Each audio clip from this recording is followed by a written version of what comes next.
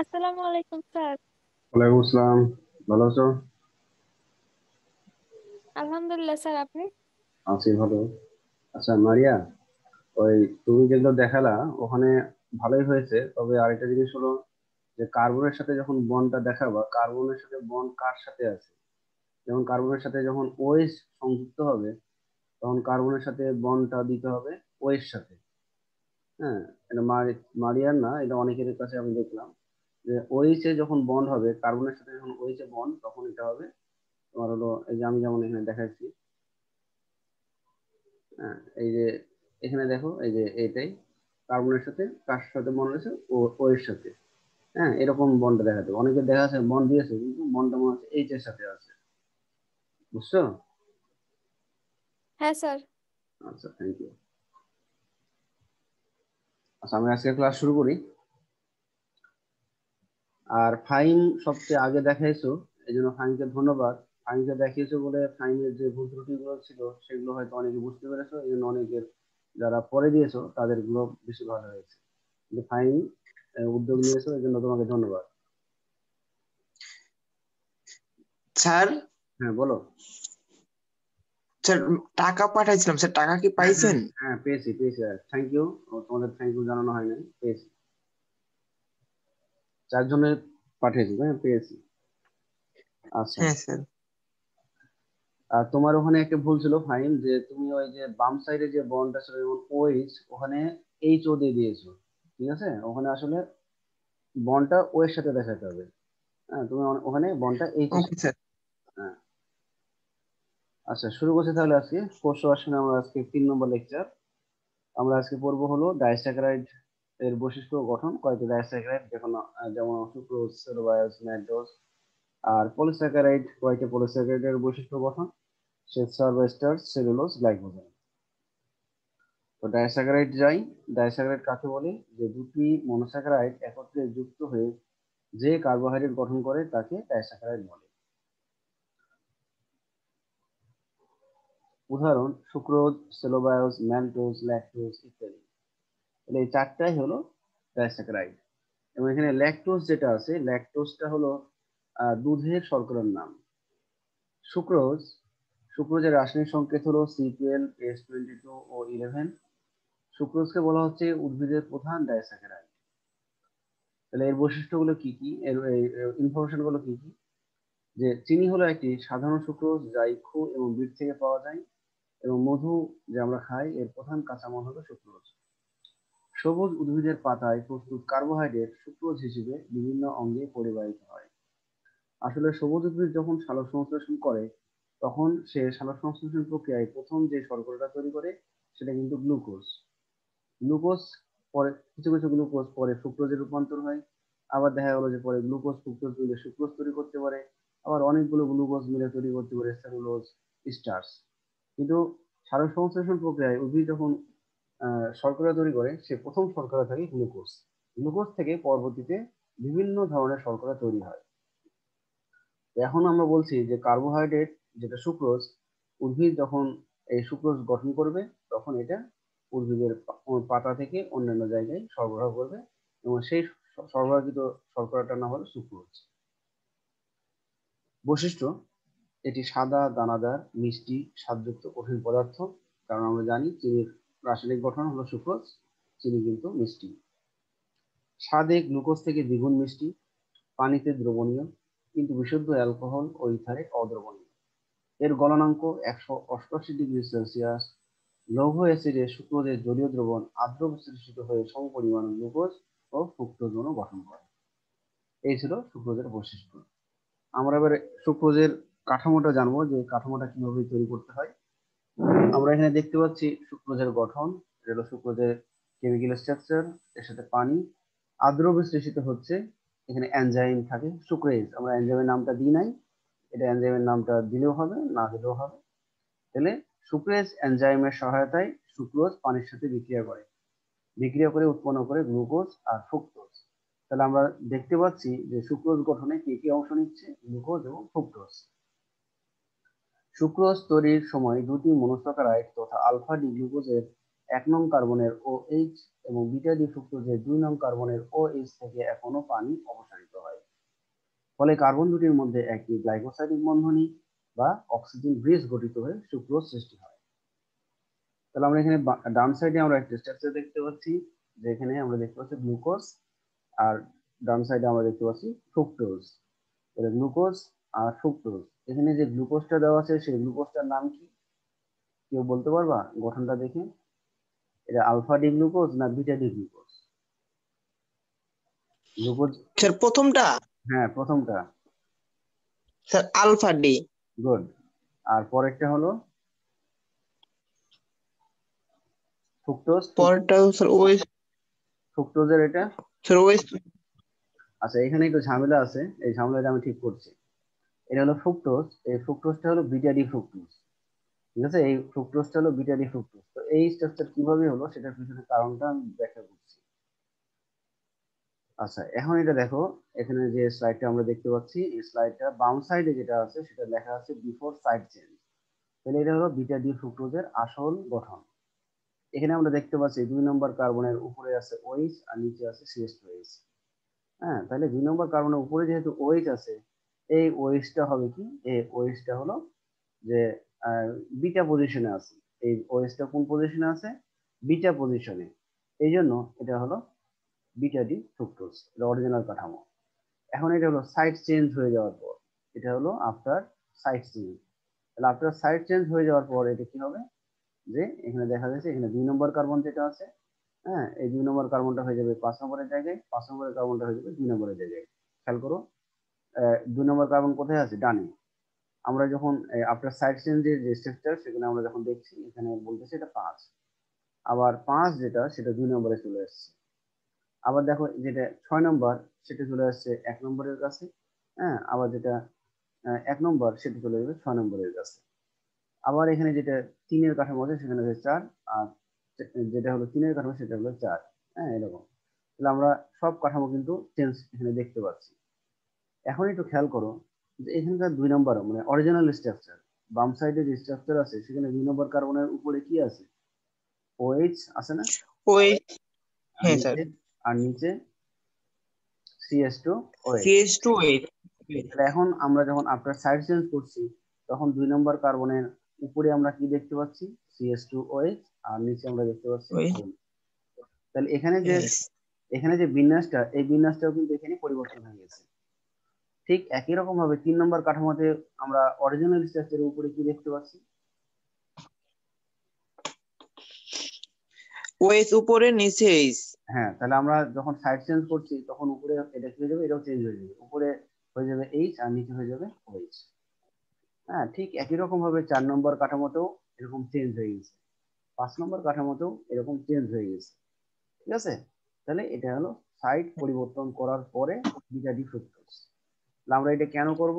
কারণ আমরা জানি সুক্রোজ গঠনের সময় alpha D glucose beta D ফ্রুক্টোজে 2 নম্বর কার্বনের সাথে বিক্রিয়া করে। হ্যাঁ, এই জন্য আমাদের 2 নম্বর কার্বনটা কাছে নিয়ে আসার জন্য এই বিটা ডি ফ্রুক্টোজের এরকম সাইড চেঞ্জ হয়। তাহলে আমরা এখানে, তাহলে যদি আমরা এই অরিজিনাল কাঠামোটা মনে করো, এই কাঠামোর এটা হলো মনে করো যে বিটা ডি ফ্রুক্টোজ, আমরা অরিজিনাল কাঠামো দেখতে পাচ্ছি। আর এখানে যদি আমি একটা আলফা ডি গ্লুকোজ রাখতাম, তাহলে আলফা ডি গ্লুকোজের 1 নম্বর কার্বনের কাছে বিটা ডি ফ্রুক্টোজের কয় নম্বর কে পেতাম অরিজিনাল কাঠামোতে? 5 নাম্বার। 5 নম্বর পেতাম, কিন্তু 5 নম্বর আমাদের দরকার, আমাদের দরকার কয় নম্বর? 2 নম্বর। তাহলে এই 2 2 নম্বর, নাম্বার। 2 নম্বরকে পাওয়ার জন্য আমাকে কি করতে হবে? আমাকে না, উদ্ভিদরা নিজেরাই কি করে এরকম সাইড চেঞ্জ করে নেয়, হ্যাঁ, যার কারণে 2 নম্বর কার্বনটা পেয়ে যায়। এইভাবে এখন দেখাচ্ছি আলফা ডি গ্লুকোজের 1 নম্বরের OH এবং বিটা ডি ফ্রুক্টোজের 2 নম্বর কার্বনের OH, এদের মধ্যে এখনো পানি অপসারিত হয়। আমরা নিচে অ্যারো দিয়ে দেখাইছি পানি বের হয়ে যাচ্ছে। তাহলে এখানে শুধু O থাকবে এবং এই ওটাই অক্সিজেন সেতু তৈরি করবে, যার ফলে এখানে একটা গ্লাইকোসাইডিক বন্ধনী হবে, আর এই গ্লাইকোসাইডিক বন্ধনীর নাম হবে আলফা 1 বিটা 2 গ্লাইকোসাইডিক বন্ধনী। তাহলে আলফা 1 এবং বিটা 2 গ্লাইকোসাইডিক বন্ধনীর মাধ্যমে এরকম সুক্রোজ গঠিত হয়। তাহলে সুক্রোজের স্ট্রাকচার কি সবাই বুঝতে পেরেছো? স্যার এই যে নিচের একটু পুরোটা কি সুক্রোজ সুক্রোজ সুক্রোজ? হ্যাঁ হ্যাঁ, নিচের এই গঠনটা পুরোটাই সুক্রোজ। উপরেরটা হলো এখনো গ্লুকোজ এখনো ফ্রুক্টোজ। তাহলে এখনো গ্লুকোজ এবং এখনো ফ্রুক্টোজ কিভাবে সুক্রোজ হলো সেটা আমি দেখালাম। বুঝছো? স্যার জি এডিটটা স্যার। আরেকবার বুঝাই দাও। কোনটা? কোন এই অংশটা? নিচেরটা। নিচেরটা আমি বললাম। উপরের আলফা ডি গ্লুকোজ তো বুঝতে পেরেছো? আলফা ডি গ্লুকোজের 1 নম্বর কার্বনের নিচে ওএইচ, এটা কি দেখতে পাচ্ছ? হ্যাঁ স্যার। আর বিটা ডি ফ্রুক্টোজের 2 নম্বর কার্বনের নিচে কি আছে? ওএইচ, এটা বুঝতে পেরেছো? হ্যাঁ, হুম। তাহলে এই এখানে একটা লাল একটা রেখা দিয়ে মিশানো মানে আবজর্ব করে দেওয়া আছে এখানকার এইচ আর এখানকার ওএইচ। তাহলে কি হলো? এখনো পানি তৈরি হলো। এই এখনো পানি এরকম এরো চিহ্ন দিয়ে দেখানো হয়েছে, মানে বের হয়ে যাচ্ছে। এখনো পানি অপসারিত হয়ে গেছে। তাহলে এখানে শুধু কে অবশিষ্ট থাকবে? শুধু অক্সিজেন অবশিষ্ট থাকবে না? হ্যাঁ স্যার। তাহলে এই অক্সিজেনের সাথে তাহলে কি হবে? এই 2 নম্বর কার্বনের একটা বন্ড তৈরি হবে। ঠিক আছে? এখানে তো হাইড্রোজেনের সাথে একটা বন্ড আছে। আর এই হাইড্রোজেন ঠিক না, এখানে কার্বন আছে। কার্বনের সাথে অক্সিজেনের একটা বন্ড। আর এই পাশে আছে হলো তোমার, হ্যাঁ, এটা আরেকটা কার্বন। এই 2 নম্বর কার্বনের সাথে এরকম একটা বন্ড তৈরি হবে। তাহলে এখানে আমরা দেখতে পাচ্ছি একের সাথে আর এখানকার বিটা ডিফিউজের 2 নম্বর কার্বনের সাথে বন্ডটা তৈরি হয়েছে। এই বন্ডটার নাম হলো আলফা 1 বিটা 2 গ্লাইকোসাইডিক বন্ধন। বা তোমরা যদি শুধু গ্লাইকোসাইডিক বন্ধনই বলো তাও হবে। হ্যাঁ, তাহলে এবার বুঝতে পেরেছো? হ্যাঁ স্যার। আচ্ছা, এখানে আমরা আরেকটা, স্যার হ্যাঁ বলো। স্যার মানে গ্লুকোজের 1 নাম্বার কার্বন আর ফ্রুক্টোজের 2 নাম্বার কার্বনে কেন বন্ধনে আবদ্ধ হইবে? আচ্ছা, এখন হলো ফ্রুক্টোজের গঠনে আমরা জানি যে ফ্রুক্টোজ এর 1 নম্বর এবং 6 নম্বর কার্বন কি গঠনে অংশ নেয় না? রিং গঠনে অংশ নেয় না। হ্যাঁ, 1 নম্বর এবং 6 নম্বর কার্বন কি বাইরে আছে না? হ্যাঁ। হ্যাঁ, আর 2 নম্বর কার্বনে কি আছে? কার্যকরী মূলক ছিল। আর গ্লুকোজের ক্ষেত্রে 1 নম্বর কার্বনে কার্যকরী মূলক অ্যালডিহাইড ছিল। এই জন্য এই কার্যকরী মূলকের যে কার্বন গুলো আছে তাদের মধ্যেই অক্সিজেন সেতু তৈরি হবে বা বন্ধন তৈরি হবে। অন্য কার্বনের সাথে বন্ধন আচ্ছা। তৈরি হবে না। ওকে? মানে যেগুলো কার্যকারীমূলক ওগুলো ওই দুইটাই শুধু বন্ধনে আবদ্ধ হবে। হ্যাঁ হ্যাঁ হ্যাঁ, মনে করো এখানে যদি এখন এখানে ফ্রুক্টোজ না হয়ে যদি গ্লুকোজ থাকতো, সেক্ষেত্রে কয় নম্বর কার্বনের সাথে যুক্ত হইতো? এক এক। গুড, 1 নম্বর, কারণ 1 নম্বরে আমরা জানি অ্যালডিহাইড আছে। ঠিক আছে? আচ্ছা। আচ্ছা, এবার আমরা আসি, নিচে একটা কোশ্চেন দেখানো হয়েছে, গ্লুকোজ এবং ফ্রুক্টোজ উভয় রিডিউসিং সুগার, কিন্তু সুক্রোজ রিডিউসিং সুগার নয়। কারণ সুক্রোজ তৈরির সময় দুটি মূল স্যাকারাইডের মুক্ত অ্যালডিহাইড বা মুক্ত গ্রুপের অস্তিত্ব নষ্ট হয়ে যাওয়ায় এর বিজারণ ক্ষমতা লুপ্ত হয়। সেই জন্য এটিকে বিজারণ ক্ষমতাহীন চিনি বলে। তাহলে আমরা এখানে দেখতে পাচ্ছি আলফা ডি গ্লুকোজ কেন বিজারক শর্করা? কারণ আমরা জানি আলফা ডি গ্লুকোজে একটি মুক্ত অ্যালডিহাইড আছে। আবার বিটা ডি ফ্রুক্টোজ এটাও বিজারক শর্করা, কারণ এর গঠনে রয়েছে একটি একটি মুক্ত বিজারক। কিন্তু গ্লুকোজ এবং ফ্রুক্টোজ যখন বিক্রিয়ার মাধ্যমে সুক্রোজ তৈরি করে, তখন আলফা ডি গ্লুকোজের যে অ্যালডিহাইড মূলক আর বিটা ডি ফ্রুক্টোজের যে মুক্ত কিটোন মূলক সেগুলো নষ্ট হয়ে যায়। এই কারণে সুক্রোজ যখন তৈরি হয়ে যায়, সুক্রোজের কোনো বিজারক ক্ষমতা থাকে না। এই জন্য সুক্রোজকে আমরা রিডিউসিং সুগার বলবো না বা বিজারক শর্করা বলবো না। সুক্রোজ হলো অবিজারক শর্করা। তাহলে এটা বুঝতে পেরেছো কেন এটা অবিজারক শর্করা? হ্যাঁ স্যার। আচ্ছা, এবার আমরা আসবো সেলোবায়োজ। সেলোবায়োজের রাসায়নিক সংকেত ঠিক একই। সেলুলোজ বা লিগনিনের আংশিক ভাঙনের ফলে সেলোবায়োজ তৈরি হয়। 2 অণু বিটা ডি গ্লুকোজ β14 লিঙ্কেজ দিয়ে সংযুক্ত হয়ে এক অণু সেলুলোজ তৈরি করে। তাহলে আমরা এখানে দেখতে পাবো এটা হলো একটা বিটা ডি গ্লুকোজ, পাশে আরো একটা বিটা ডি গ্লুকোজ রয়েছে। তাহলে এই বিটা ডি গ্লুকোজ মানে 1 নম্বর কার্বনের উপরে ওএইচ থাকবে। ঠিক একই রকম ভাবে ডান পাশে যে বিটা ডি গ্লুকোজ আছে তারও 1 নম্বর কার্বনের উপরে ওএইচ আছে। তাহলে আমরা জানি যে এখন গ্লাইকোসাইডিক বন্ধনই তৈরি হবে।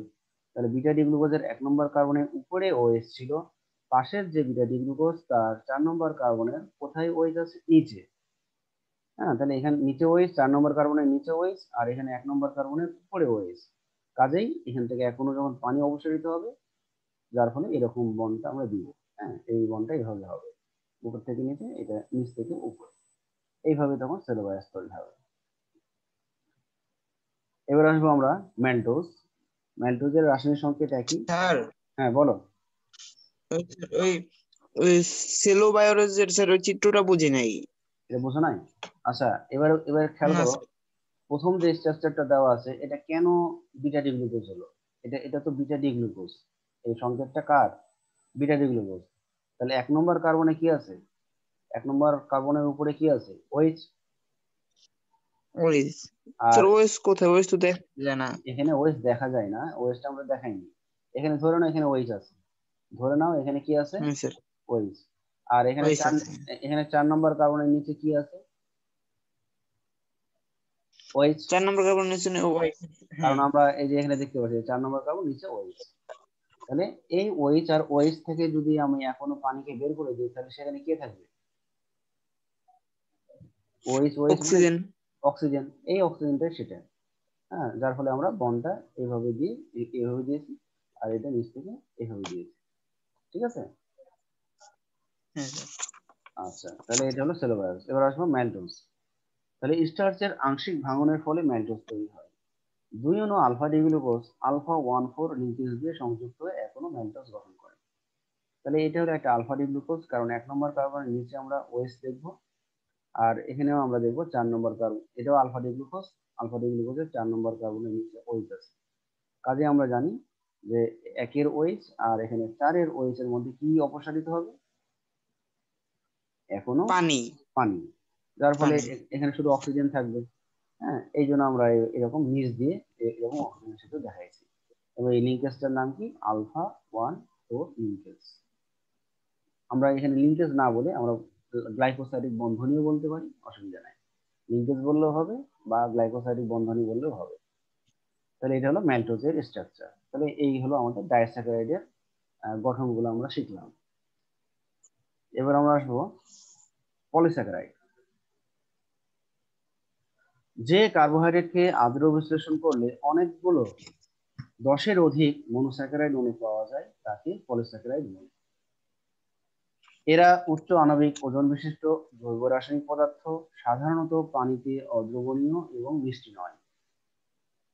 উদাহরণ: স্টার্চ, সেলুলোজ, গ্লাইকোজেন ইত্যাদি। সেলুলোজ প্রকৃতিতে সবচেয়ে বেশি পাওয়া যায়, স্টার্চের পরিমাণ আছে দ্বিতীয় পর্যায়ে। তাহলে উদ্ভিদে যে শর্করাগুলো পাওয়া যাবে তার মধ্যে সেলুলোজ বেশি পাওয়া যাবে এবং সেকেন্ড পজিশনে আছে স্টার্চ। আমরা স্টার্চের বৈশিষ্ট্য এখন শিখব।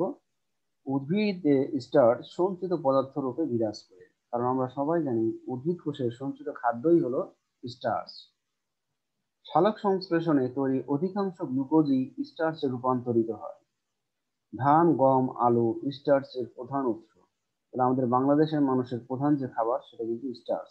কারণ আমরা সকালে রুটি খাই, অনেক সময় আলু ভাজিও খাই, আলু ভর্তা খাই, তাহলে এগুলো হলো। আবার হলো দুপুরে রাতে আমরা ভাত খাই, তাহলে এগুলো সবই কিন্তু, হ্যাঁ, সবগুলো খাদ্যে কিন্তু স্টার্চ রয়েছে। গোল আলুর স্টার্চ কণিকা সবচেয়ে বৃহত্তম, আর চালের মধ্যে যে স্টার্চ কণিকা আছে সেটা সবচেয়ে ক্ষুদ্রতম। এটা মানে কি, এই ছোট আর বড় কিভাবে হয়েছে? কাঠামোতে, হ্যাঁ, গ্লুকোজ অণু বেশি, গ্লুকোজ অণু কম। তাহলে স্টার্চের যে গ্লুকোজ অণুগুলো থাকবে সেগুলো বেশি সংখ্যায়, আর চালের মধ্যে যে স্টার্চ যে গ্লুকোজ গুলো থাকবে সেগুলো সংখ্যায় কম। এই জন্য বৃহত্তম এবং ক্ষুদ্রতম ধরা হয়। স্টার্চের বৈশিষ্ট্য: গন্ধহীন, বর্ণহীন, স্বাদহীন, সাদা পাউডার জাতীয় জৈব রাসায়নিক পদার্থ। সাধারণ তাপমাত্রায় স্টার্চ পানি, ইথার ও অ্যালকোহলের অদ্রবণীয়। উচ্চ তাপমাত্রায় স্টার্চ ভেঙে ডেক্সট্রিন ও ম্যালটোজ হয়ে গ্লুকোজে পরিণত হতে পারে। আয়োডিন দ্রবণে স্টার্চ নীল বর্ণ ধারণ করে। হেলিং দ্রবণ স্টার্চ কর্তৃক বিজারিত হয় না। তাহলে এই যে আমরা এখানে একটা দ্রবণের নাম লিখেছি, ফেলিং দ্রবণ স্টার্চ কর্তৃক বিজারিত হয় না, এই লাইনের ব্যাখ্যা কি কেউ দিতে পারবা? ফেলিং দ্রবণ স্টার্চ না স্যার। কর্তৃক। আচ্ছা, আমরা যখন বিজারক শর্করা বলেছিলাম, তোমাদের কতগুলো বিকারকের নাম বলেছিলাম। বিকারকের নামগুলো মনে আছে নিশ্চয়ই। একটার নাম ছিল ফেহেলিং বিকারক, আরেকটার নাম ছিল বারফোর্ড বিকারক, আরেকটার নাম ছিল বেনেডিক্ট বিকারক। নামগুলো কি মনে আসছে? বিজারক শর্করা পড়ানোর সময় এই 3টা বিকারকের কথা বলেছিলাম। বলেছিলাম যে মনোস্যাকারাইড, মনোস্যাকারাইডে যেমন গ্লুকোজ বা ফ্রুক্টোজ যেগুলো আছে তাদের কি হয়েছে যে সংজ্ঞাটা কি ছিল বিজারক শর্করায়, যে যেসব শর্করায় মুক্ত অ্যালডিহাইড এবং মুক্ত কিটোন থাকে তারা কি করে, এরকম ফেলিং বিকারক বারফোর্ড বিকারক এর যে যৌগ আছে সেই যৌগে যে ক্ষারীয় আয়ন আছে সেই ক্ষারীয় আয়নকে বিজারিত করতে পারে। তাহলে মুক্ত অ্যালডিহাইড বা মুক্ত কিটোন থাকলে, হ্যাঁ, যেসব শর্করায় মুক্ত অ্যালডিহাইড বা মুক্ত কিটোন থাকবে তারা হেরিং দ্রবণ বা বারফোর্ড দ্রবণ বা আমরা যেটা বললাম বেনেডিক্ট দ্রবণ ইত্যাদি দ্রবণের যে ক্ষারীয় আয়ন আছে সেই ক্ষারীয় আয়নকে বিজারিত করতে পারে, এই জন্য তারা বিজারক শর্করা। কিন্তু যখন আমরা স্টার্চ তৈরি করছি তখন কি হয়, স্টার্চের গঠনে কি আছে আলফা ডি গ্লুকোজ। তাহলে আলফা ডি গ্লুকোজে যখন একাকী ছিল তখন তার গঠনে মুক্ত অ্যালডিহাইড ছিল, কিন্তু যখন স্টার্চ তৈরি করে ফেলছে, হ্যাঁ, তখন কি হয়, ওই মুক্ত অ্যালডিহাইডের অস্তিত্বগুলো নষ্ট হয়ে যায়, যার ফলে স্টার্চের বিজারণ ক্ষমতা থাকে না। এই জন্য আমরা এখানে বলছি ফেলিং দ্রবণ স্টার্চ কর্তৃক বিজারিত হয় না। ঠিক আছে, ফেলিং দ্রবণ স্টার্চের সাথে কোনো বিক্রিয়া করবে না। ওকে, কেন করবে না? কারণ স্টার্চে কি নাই, মুক্ত ওই যে অ্যালডিহাইড বা ওই মুক্ত নাই, কিটোন। কিটোন নাই। হ্যাঁ, মুক্ত অ্যালডিহাইড ও মুক্ত কিটোন নাই, এই জন্য। আচ্ছা, স্টার্চের গঠনে আমরা আরো দেখছি অ্যামাইলোজ ও অ্যামাইলোপেকটিন নামক দুটি পলিস্যাকারাইডের সমন্বয়ে স্টার্চ গঠিত। অসংখ্য আলফা ডি গ্লুকোজ অণু নিয়ে স্টার্চ গঠিত। গ্লুকোজ একক আলফা গ্লাইকোসাইডিক বন্ধন দ্বারা যুক্ত থাকে। তাহলে আমরা এখানে যে গঠনটা দেখতে পাচ্ছি সেই গঠনে আমরা দেখছি এগুলো সবই আলফা ডি গ্লুকোজের অণু। তাহলে প্রথমটা আমরা দেখি, এটা হলো 1 নম্বর কার্বন, 1 নম্বর কার্বনের নিচে ওএইচ ছিল, এই জন্য কিন্তু আলফা ডি। 2 নম্বর যেটা আমরা গ্লুকোজ দেখছি সেখানে আমরা দেখছি 4 নম্বর কার্বনের নিচে ওএইচ ছিল। তাহলে 1 নম্বর গ্লুকোজ এবং 2 নম্বর গ্লুকোজের মধ্যে আমরা একটা অক্সিজেন সেতু দেখতে পাচ্ছি, এবং এই অক্সিজেন সেতু যে লিঙ্কেজটা তৈরি করেছে সেটা হলো আলফা 1,4 লিঙ্কেজ, এর মাধ্যমে এই অক্সিজেন সেতু তৈরি হয়েছে। মানে এখানে কি অপসারিত হয়েছে? এখনো পানি অপসারিত হয়েছে। ঠিক 2 নম্বর গ্লুকোজ এবং 3 নম্বর গ্লুকোজের মধ্যেও আমরা একটা অক্সিজেন সেতু দেখতে পাচ্ছি, এবং এখানেও কিন্তু এখনো পানি অপসারিত হয়েছে। আচ্ছা, এখন এবার খেয়াল করো, আমরা এই অক্সিজেন সেতুর যে অক্সিজেন তাকে আমরা নিচ্ছি না, তাকে বাদ দিয়ে আমরা একটা ব্র্যাকেট দিয়েছি। ঠিক শেষে 2 আর 3 এর মধ্যে যে অক্সিজেন সেতু, সেখানে আমরা অক্সিজেনকে ধরছি, ধরে আমরা একটা ব্র্যাকেট দিয়ে পাশে ছোট্ট করে এন লিখে দিয়েছি। এখন এন এর মান আমি বসাবো। এন এর মান আমাকে এমন ভাবে বসাতে হবে যাতে গ্লুকোজের সংখ্যা 10 এর বেশি হয়, নাহলে তো সেটা স্টার্চ বা পলিস্যাকারাইড হবে না। কারণ আমরা জানি যে পলিস্যাকারাইডে 10 এর বেশি সংখ্যক মনোস্যাকারাইড থাকে। এখন এই যে গঠনটা আমরা ব্র্যাকেটের মধ্যে যে গঠনটা দেখতে পাচ্ছি, এখানে কার্বন হতে হবে 6টা, হাইড্রোজেন হতে হবে 10টা, অক্সিজেন হতে হবে 5টা। কেন এটা হবে? কারণ আমরা জানি যে স্টার্চের বা পলিস্যাকারাইডের যে সাধারণ যে সংকেত সেটা হলো এইটা, এই যে এখানে লেখা আছে স্টার্চ বা পলিস্যাকারাইড সাধারণ সংকেতের নাম C6H10O5 ব্র্যাকেট N। তাহলে এই কাঠামোটা হতে হবে। তাহলে এবার এখানে খেয়াল করো, কার্বন কয়টা দেখতে পাচ্ছি আমরা? 1 2 3 4 5, উপরে একটা 6, কার্বন 6টা আমরা পেলাম। হ্যাঁ স্যার। আচ্ছা, এবার হাইড্রোজেন দেখো কয়টা আছে, এই কার্বনের সাথে একটা লেগে আছে 1 2 3 4 5 6 7 8 9 10, হাইড্রোজেনও 10টা পেয়ে গেছি। অক্সিজেন কয়টা পাবো? অক্সিজেন কয়টা পাবো একটু আগে দেখালাম, অক্সিজেন 5টা। অক্সিজেন দেখো 5টা আছে কি, 1, তারপর এখানে হলো 2 3 4, উপরে একটা 5টা, CH2H এর সাথে একটা আছে 5টা। তাহলে এটাই আমরা এখানে স্ট্রাকচার ঠিক আছে। হ্যাঁ, এটা হলো C6H10O5N। হ্যাঁ, এটা হলো স্ট্রাকচার সাধারণ সংকেত। আমরা যখন পরীক্ষায় লিখবো তখন কিন্তু আমরা এই সংকেতটাই লিখবো পরীক্ষায়। ওকে, আচ্ছা, আমি আরেকটু ভালো করে বোঝানোর জন্য একটু যাই। আমরা এবার আসবো অ্যামাইলোজ ও অ্যামাইলোপেকটিন। আমরা ইতিমধ্যে জানলাম যে স্টার্চের গঠনে কি কি আছে, অ্যামাইলোজ আর অ্যামাইলোপেকটিন। তাহলে অ্যামাইলোজ স্টার্চের 20 থেকে 30 ভাগ, আর অ্যামাইলোপেকটিন হলো স্টার্চের 70 থেকে 80 ভাগ। স্টার্চ গঠনে অ্যামাইলোপেকটিন বেশি অংশগ্রহণ করে, অ্যামাইলোজ কম অংশগ্রহণ করে। অ্যামাইলোজের গঠনে 200 থেকে 1000 আলফা ডি গ্লুকোজ থাকে, আর অ্যামাইলোপেকটিনের গঠনে 2000 থেকে 2 লাখ আলফা ডি গ্লুকোজ অণু থাকে। লিঙ্কেজ, অ্যামাইলোজে আলফা ডি গ্লুকোজ অণুগুলো আলফা 1,4 গ্লাইকোসাইডিক লিঙ্কেজ দিয়ে সংযুক্ত। ঠিক আছে, তাহলে অ্যামাইলোজে এক ধরনের লিঙ্কেজ থাকবে, সেই লিঙ্কেজের নাম কি আলফা 1,4।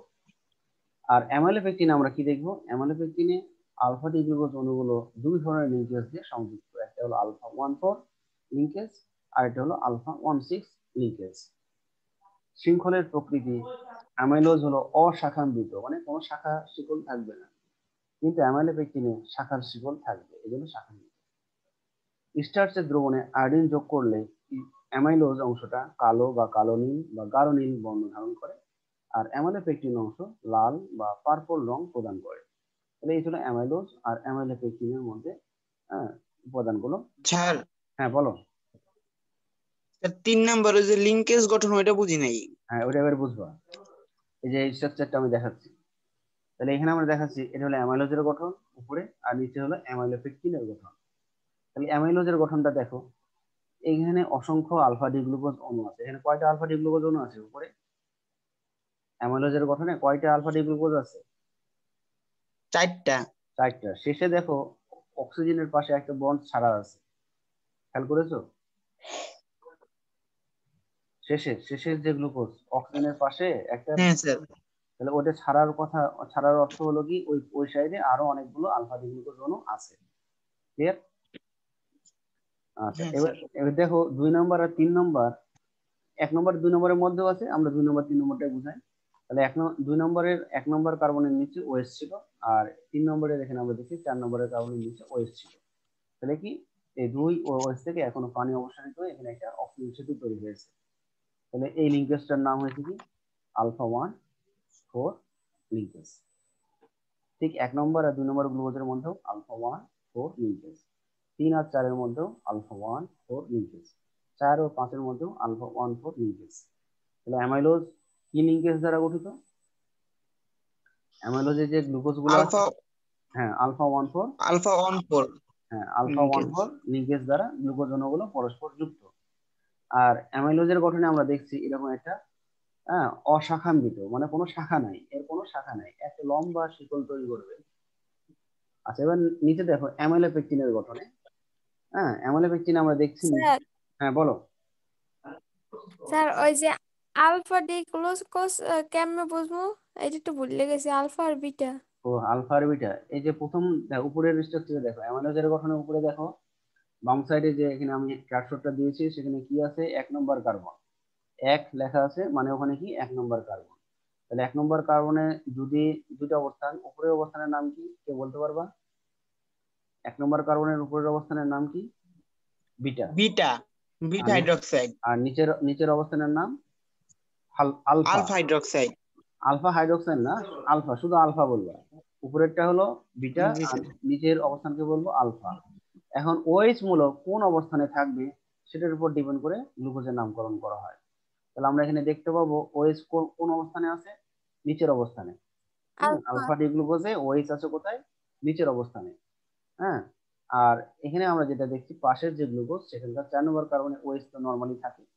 তাহলে এখানকার 1 এর ওএইচ আর এখানকার 4 এর ওএইচ এর মধ্যে এখনো পানি বের হয়ে যায়, যার ফলে এখানে অক্সিজেন সেতু তৈরি হয়ে যায়। যদি 1 নম্বর কার্বনের উপরে ওএইচ থাকতো আর নিচে যদি এইচ থাকতো তখন হয়তো বিটা ডি গ্লুকোজ। তাহলে এখানে যেগুলো গ্লুকোজ আছে সবই আলফা ডি গ্লুকোজ। মনে পড়েছে মারিয়া? হ্যাঁ স্যার। আচ্ছা এবার আসবো অ্যামাইলোপেকটিন। তাহলে অ্যামাইলোপেকটিনের নিচে আমরা যে স্ট্রাকচারটা দেখতে পাচ্ছি এটা কিন্তু আলফা 1,4 লিঙ্কেজ দিয়ে গ্লুকোজ অণুগুলো পরস্পর সংযুক্ত। আবার এর উপরে একটা ঠিক দুইটা আলফা ডি গ্লুকোজ দিয়ে একটা লিঙ্কেজ দেখতে পাচ্ছি, এখানেও কিন্তু আলফা 1,4 লিঙ্কেজ দিয়ে পরস্পর সংযুক্ত। তাহলে এটা হলো প্রধান শিকল আর এটা হলো শাখা শিকল। তাহলে প্রধান শিকলের সাথে শাখা শিকল যখন সংযুক্ত হয় সেই শিকলটা লিঙ্কেজ তৈরি করে কি আলফা 1,6 গ্লাইকোসাইড লিঙ্কেজ। ঠিক আছে? তাহলে উপরের যে শাখা শিকলটা আছে তার আমরা শেষের যে গ্লুকোজ তার 1 নম্বর কার্বনের উপরে আছে এইচ আর নিচে আছে ওএইচ। যদি আমরা এখানে ওএইচ দেখাইনি, এখানে ছিল ওএইচ। ঠিক একই রকম ভাবে নিচের এখানে কি ছিল CH2OH।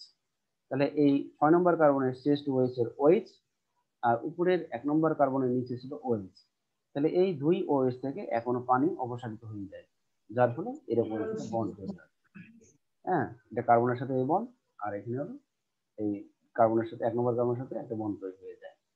তাহলে এখানে কি ছিল আসলে, এখানে ছিল CH2 এর পাশে একটা OH ছিল, আর এখানে OH এর শুধু ওটা থেকে গেছে, H-টা পানি গঠনে ব্যয় হয়ে গেছে। সবাই কি এটা বুঝতে পারলা? 1 আর 6 এর যে বন্ধনটা 1 নম্বর হ্যাঁ আর স্যার। আচ্ছা, তাহলে এইভাবে যখন প্রধান যে শিকল সেই শিকলের সাথে যখন শাখা শিকল সংযুক্ত হবে তখনই মাত্র আলফা 1,6 গ্লাইকোসাইডিক লিঙ্কেজ তৈরি হবে। আর যখন সরল শিকল তৈরি করবে, সরল লম্বা শিকল তৈরি করবে, তখন কিন্তু আলফা 1,4 লিঙ্কেজ গঠন করে পরস্পর সংযুক্ত হবে। তাহলে আমরা দেখতে পাচ্ছি অ্যামাইলো। হ্যাঁ বলো। স্যার উপরেরটা শাখা না নিচেরটা শাখা, মানে যে উপরেরটা নিচের শাখা। মধ্যে ওই যে দুইটা হলো শাখা। হ্যাঁ উপরেরটাই বুঝতে আমরা পারছি। উপরেরটাকে শাখা দেখিয়েছি, উপরেরটাই শাখা, আর নিচেরটা হলো প্রধান শাখা, মানে প্রধান এটা। এর সাথেই অনেকগুলো ব্রাঞ্চ হবে, নিচেও আরেকটা ব্রাঞ্চ হতে পারে। হ্যাঁ, উপরে যেমন একটা জি ব্রাঞ্চ স্যার। আছে এরকম। আচ্ছা, তাহলে আমরা অ্যামাইলোজে দেখতে পেলাম আলফা 1,4 লিঙ্কেজ, আর অ্যামাইলোপেকটিনে আমরা দেখলাম আলফা 1,4 এবং আলফা 1,6 লিঙ্কেজ। তাহলে এই দুটো মিলেই কিন্তু কি তৈরি হবে, স্টার্চ তৈরি হবে। কিন্তু আমরা যখন পরীক্ষা, যখন তোমরা লিখবা সিকিউ, যখন পরীক্ষায় লিখবা তখন তোমরা স্টার্চের এই গঠনটা লিখবা, এই যে এটা যেখানে দেওয়া আছে। এটা আমি বুঝলাম যে এমসিকিউ এ যদি কোনো ঝামেলাই হয়, এই জন্য এমসিকিউটা ভালোভাবে বোঝার জন্য আমি এইভাবে দেখালাম। এবার আসবো সেলুলোজ। স্যার। হ্যাঁ বলো। স্যার ডেক্সটিন মানে কি? ডেক্সট্রিন, ডেক্সট্রিন হলো এক ধরনের হ্যাঁ শর্করা। স্যার। ডেক্সট্রিন হলো এক ধরনের শর্করা, শর্করার নাম এক ধরনের। সেলুলোজ, সেলুলোজ যেমন এক ধরনের শর্করা, স্টার্চ যেমন শর্করা, ডেক্সট্রিন এক ধরনের শর্করা। আচ্ছা। আচ্ছা, এবার আমরা আসবো সেলুলোজ। উদ্ভিদের প্রধান গাঠনিক পদার্থ। বৈশিষ্ট্য: স্বাদহীন, গন্ধহীন, সাদা, কঠিন জৈব রাসায়নিক পদার্থ। এরা পানিতে অদ্রবণীয়, অবিজারক পদার্থ। আণবিক ভর 2 লক্ষ থেকে কয়েক লক্ষ। এটা মিষ্টি নয়, বিজারণ ক্ষমতাহীন। আয়োডিন দ্রবণে কোনো রং, আয়োডিন দ্রবণ প্রয়োগে কোনো রং দেয় না। এটি ফাইবার সদৃশ বা তন্তুর মতো শক্ত। এটির কোনো পুষ্টিগুণ নাই। সেলুলোজের গঠনে বিটা ডি গ্লুকোজ অণু পরস্পর বিটা 1,4 গ্লাইকোসাইডিক বন্ধন দ্বারা আবদ্ধ হয়ে সেলুলোজ তৈরি করে, এবং সেলুলোজ অণু অশাখান্বিত, মানে এর কোনো শাখা নেই। আমরা এবার সেলুলোজের স্ট্রাকচার এখানে আঁকাইছি। তাহলে এবার একটু খেয়াল করো, এখানে আমরা কার্বনের নাম্বার এখানে দেওয়া নাই। তাহলে প্রথম যে গ্লুকোজটা আছে, 1 নম্বর যে গ্লুকোজ, 1 নম্বর গ্লুকোজ, এটা হলো 1 নম্বর কার্বন। 1 নম্বর কার্বনের নিচে আছে এইচ, আর উপরে এখানে কি ছিল, ওএইচ। এই জন্য কিন্তু ওই এটাকেই আমরা বলছি বিটা ডি গ্লুকোজ। 2 নম্বর গ্লুকোজে আমরা এখানে দেখতে পাচ্ছি 4 নম্বর কার্বনের নিচে কি হবে, যে এটা হলো নিচে হলো এইচ আর উপরে আসছে হলো ওএইচ। আমরা আমরা এটা এইভাবে দেখাইছি। হ্যাঁ, আমরা এটা এইভাবে দেখাইছি, এইভাবে দেখালেও হবে, বা আমরা আরেকটা যেটা সিলোবাস যেটা দেখাইছি, সিলোবাসটা তোমাদের দেখাই, তাহলে তোমাদের আরো মাথায় ভালো ঢুকবে। সিলোবাসের স্ট্রাকচারটা আমি যেটা দেখাইছি এখানে খেয়াল করো। এখানে আমরা কি দেখাইছিলাম, এখানে 1 নম্বর কার্বন, এখানে হলো 4 নম্বর কার্বন। হ্যাঁ, তাহলে এখানে কি হয়েছে, এখানে এরকম অক্সিজেন সেতু তৈরি হয়েছে। ঠিক তোমার হলো 2 এর সাথে 3 এর যে গ্লুকোজ থাকবে, 2 এর সাথে 3 এরও যে অক্সিজেন সেতু, সেটা কিন্তু এইভাবে দেখাতে পারো, এই যে এইভাবে দেখাতে পারো। 3 এর সাথে 4 এর যে অক্সিজেন সেতু, সেটা কিন্তু এইভাবে দেখাতে পারো। আর যে কোনো একটাই এরকম একটা ব্র্যাকেট দিয়ে আমরা এন দিয়ে দিব। তাহলে আমি এখানে যেটা দেখাইছি এটা দিলেও হবে। হ্যাঁ, এটা দিলেও হবে, বা আমি ওই সেলোবাইজের যেটা দেখালাম ওটা দিলেও হবে। বুঝতে পারছো? হ্যাঁ স্যার। হ্যাঁ, এটা এটা দিলেও হবে তোমাদের, যেহেতু ওটা ওটা ভালো করে বুঝেছো। এরকম স্ট্রাকচার দিয়ে করলেও বুঝাবে। তোমরা এক ধরনেরই শিখো, সেটাই ভালো হবে। এটা শিখলে হয়তো তোমাদের মধ্যে আবার ই হতে পারে যে এটা কিভাবে হলো। ঠিক আছে? হ্যাঁ বা স্যার। বা তোমরা এক কাজ করো, যে সেলুলোজের যে স্ট্রাকচার, এই যে আমি এখানে সেলুবায়াস যেমন দেখাচ্ছি, এরকম একটা 4টা বা 3টার কাঠামো এঁকে, 3টা বিটা ডি গ্লুকোজের কাঠামো এঁকে, হ্যাঁ, এরকম একটা এখানে একটা ও ও ছেড়ে এখানে একটা ব্র্যাকেট, এদিকে আবার একটা ও সহ একটা ব্র্যাকেট দিয়ে এন, যেমন আমরা স্ট্রাকচার দেখেছি। হ্যাঁ, এই যে এরকম স্ট্রাকচার যেমন দেখেছি, এরকম সেলুলোজের একটা ছবি এঁকে দেখাবো। যদি না পারো আমি নেক্সটে আমি এটা আঁকে দেবো। আর এটা তোমাদের আচ্ছা। শেখার দরকার নাই, এইভাবে শেখার দরকার নাই। গ্লাইকোজেন এটি একটি পুষ্টিজাত পলিস্যাকারাইড, আর এটি প্রাণীদেহের সায়ানোব্যাকটেরিয়ার প্রতিরোধ ছত্রাকের সঞ্চিত খাদ্য। প্রাণীদেহের যকৃত ও মাংসপেশিতে বেশি করে গ্লাইকোজেন জমা থাকে, যা প্রয়োজনে গ্লুকোজে পরিণত হয়ে কার্বন ও শক্তি সরবরাহ করে। এই জন্য গ্লাইকোজেনকে প্রাণীজ স্টার্চ বলে। বৈশিষ্ট্য: সাদা পাউডার জাতীয়, যা পানিতে আংশিক দ্রবণীয়। আয়োডিন দ্রবণ প্রয়োগে লালচে বেগুনি বর্ণ ধারণ করে। আংশিক আর্দ্র বিশ্লেষিত হয়ে ম্যালটোজ আর পূর্ণ আর্দ্র বিশ্লেষিত হয়ে আলফা ডি গ্লুকোজনও প্রদান করে। যকৃতের গ্লাইকোজেন গ্লুকোজে পরিণত হয়ে রক্তে প্রবাহিত হয় এবং রক্তে গ্লুকোজের স্বাভাবিক মাত্রা নিয়ন্ত্রণ করে। গ্লাইকোজেনের গঠন: গ্লাইকোজেনের মূল গাঠনিক একক হলো আলফা ডি গ্লুকোজ। অ্যামিলোপেকটিনের মতো এর অণু শৃঙ্খল ও শাখান্বিত এবং দুই ধরনের গ্লাইকোসাইডিক বন্ধন আলফা 1,4 এবং আলফা 1,6 এর মাধ্যমে গ্লুকোজ অণুগুলো পরস্পর সংযুক্ত থাকে। তাহলে আমরা যে আলফা 1,4 এর যে অ্যামিলোপেকটিনের স্ট্রাকচার দেখাইছি, অ্যামিলোপেকটিনের এই স্ট্রাকচার যদি গ্লাইকোজেনে আমরা দিয়ে দিই, তাহলে গ্লাইকোজেনের স্ট্রাকচার হয়ে যাবে। মানে এখানে তো দুইটা গঠন আমরা দেখাইছি, উপরে অ্যামাইলোজ, এখানে অ্যামিলোপেকটিন। তাহলে অ্যামিলোপেকটিনের অংশটাই যদি আমরা গ্লাইকোজেনের স্ট্রাকচার হিসেবে দেখাই, তাহলেই কিন্তু গ্লাইকোজেনের স্ট্রাকচার হয়ে যাবে। তবে গ্লাইকোজেন আর অ্যামিলোপেকটিনের মধ্যে কিন্তু পার্থক্য আছে। পার্থক্যটা আমি বলছি, যেমন অ্যামিলোজের গঠনে দেখো, অ্যামিলোজের গঠন, সরি অ্যামিলোজ বলছি, অ্যামিলোপেকটিনের গঠনে দেখো যে গ্লুকোজ অণু কতগুলো আছে। অ্যামিলোপেকটিনে গ্লুকোজ অণু কতগুলো আছে? 6টা। অ্যামাইলোপেকটিন দেখো, এই যে আমি যে 9 নম্বর স্লাইড বের করে রাখছি, এখানে দেখো যে 2 নম্বরে অ্যামাইলোপেকটিনে গ্লুকোজ অণু কতগুলো? 2000 থেকে 2 লাখ। 2 লাখ। কিন্তু গ্লাইকোজেনে কতগুলো থাকবে? গ্লাইকোজেনে আলফা ডি গ্লুকোজ অণু থাকবে হলো 30,000। হ্যাঁ, তাহলে গ্লুকোজের সংখ্যাগত দিক দিয়ে কিন্তু অ্যামাইলোপেকটিনের চাইতে গ্লাইকোজেন কম। বুঝছো? আচ্ছা, হ্যাঁ স্যার। আরেকটা পার্থক্য হলো, এখানে যেমন আমরা দেখতে পাচ্ছি যে অ্যামাইলোপেকটিনের যে শাখা শিকল, এখানে আমরা দেখাচ্ছি কয়টা? 2টা। অ্যামাইলোপেকটিনের যে শাখা শিকল, এখানে কয়টা গ্লুকোজ দেখাইছে? 2টা। এখানে আরো 2টা। দেওয়া আছে, বন্ড দেওয়া আছে, মানে এদিকে আরো সংযুক্ত হতে পারে। তাহলে এই শাখা শিকলে কতগুলো গ্লুকোজ অণু সংযুক্ত হবে, এটা অ্যামাইলোপেকটিনের ক্ষেত্রে ধরা বাঁধা নিয়ম নাই। হ্যাঁ, এখানে কমও হতে পারে, বেশি হতে পারে। কিন্তু যখন আমরা গ্লাইকোজেনের শাখা শিকল তৈরি করব, গ্লাইকোজেনের শাখা শিকলে গ্লুকোজ অণু কমপক্ষে 10 থেকে 20টির মধ্যে থাকতে হবে। বুঝতে পেরেছো? তাহলে গ্লাইকোজেনের শাখা শিকল যেটা, সেই শাখা শিকল গঠনে গ্লুকোজ অণু কত থেকে কত থাকতে হবে? 10 থেকে 20। হ্যাঁ, কিন্তু অ্যামিলোপেকটিনের শাখা শিকল গঠনে এরকম কিন্তু বাঁধা ধরা নিয়ম নাই। অ্যামিলোপেকটিনের শাখা শিকল গঠনে গ্লুকোজ অণু কতগুলো থাকবে তার কোনো বাঁধা ধরা নিয়ম নাই, কিন্তু গ্লাইকোজেনের আছে। তাহলে আমরা অ্যামিলোপেকটিন আর গ্লাইকোজেনের মধ্যে 2টা পার্থক্য পেলাম। একটা হলো গ্লুকোজের সংখ্যা, আর আরেকটা পেলাম শাখা শিকলের মধ্যে গঠন। বুঝতে পেরেছো? হ্যাঁ স্যার। এই 2টাই বৈশিষ্ট্য একটু বলো তো। স্যার, বলো। স্যার এই যে গ্লাইকোজেনের আদ্র বিশ্লেষণ, তারপর এই সেলুলোজের আদ্র বিশ্লেষণ, ওগুলা কিভাবে করবো? ওগুলো যখন আমরা স্টাসের আদ্র বিশ্লেষণ। না, ওগুলো যখন আমরা খাবো বা আমরা যদি আমরা যখন খাই, তখন কি হয়, এনজাইম সেগুলোকে পানির সাথে বিক্রিয়া করে আদ্র বিশ্লেষণ করে, মানে ভেঙে দেয়। ঠিক আছে? ভেঙে গ্লাইকোজেন ভেঙে গ্লুকোজে পরিণত হতে পারে, স্টার্চ ভেঙে গ্লুকোজে পরিণত হতে পারে, এগুলো। তাহলে কার সাহায্যে আদ্র বিশ্লেষিত হয়? এনজাইমের সাহায্যে। বুঝছো?